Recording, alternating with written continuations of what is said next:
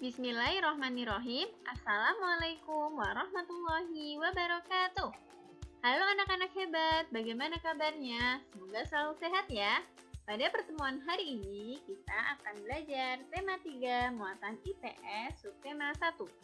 KD 3.2 menganalisis bentuk-bentuk interaksi manusia dengan lingkungan dan pengaruhnya. Tujuan pembelajaran hari ini, siswa mampu memahami perbedaan antara interaksi sosial dan interaksi dengan lingkungan. Selamat belajar ya, dan tetap semangat! Interaksi manusia ada dua. Yang pertama, interaksi sosial, yaitu interaksi manusia dengan manusia. Yang kedua, interaksi lingkungan, yaitu interaksi antara manusia dengan lingkungan. Interaksi sosial adalah hubungan-hubungan sosial yang terjadi antara individu dengan individu, individu dengan kelompok, dan kelompok dengan kelompok. Interaksi sosial amat dibutuhkan untuk kehidupan bersama, sebab individu tidak dapat hidup tanpa individu lainnya. Jadi, kita sesama manusia saling membutuhkan antara satu dan lainnya.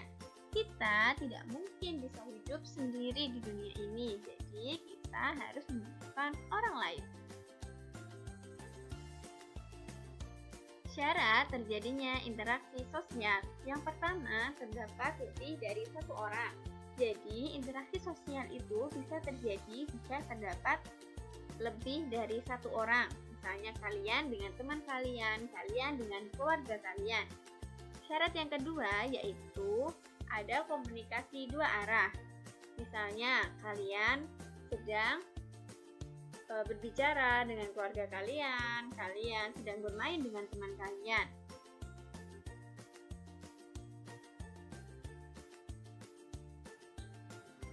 Tentu kalian pernah berkomunikasi dengan teman atau orang lain, bukan?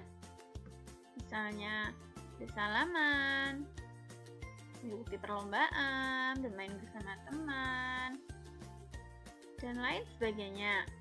Dengan melakukan kegiatan itu, berarti kalian telah melakukan suatu bentuk interaksi sosial.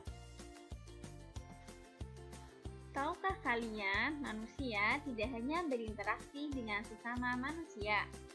Interaksi juga terjadi antara manusia dan lingkungan di sekitarnya. Interaksi ini disebut interaksi dengan lingkungan hidup.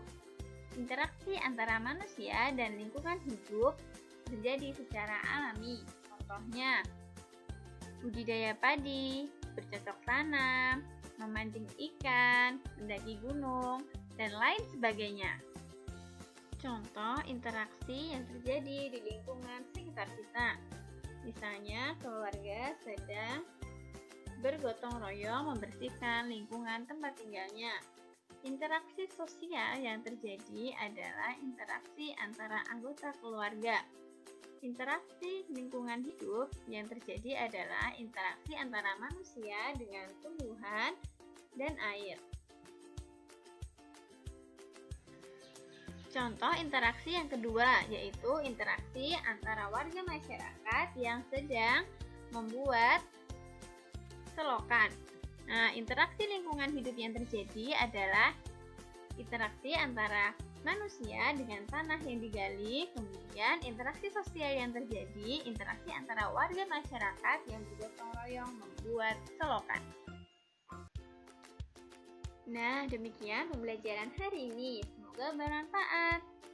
Sampai jumpa di pembelajaran berikutnya.